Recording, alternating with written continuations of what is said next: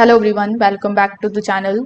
In today's video, I'm going to show you how to get a Gosund smart plug back online in 2026.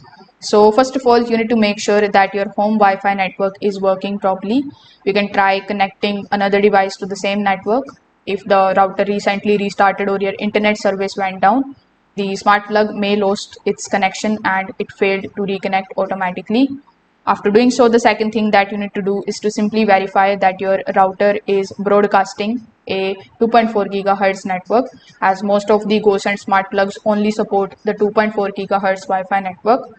Now, even after doing these, the issue still persists in your case.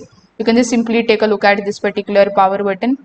You need to simply press and hold this power button for at least 5 to 10 seconds, and then you just have to wait for some time until it resets.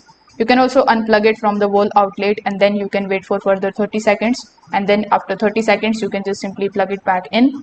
Once it is powered on, you can give the device a minute to reconnect it to the network. So you can try these easy fixes and see if it is now working properly again. You can also open the application on your device, and then you can remove the device from here. Afterwards, you need to again set it up inside your phone and see if it is now working properly.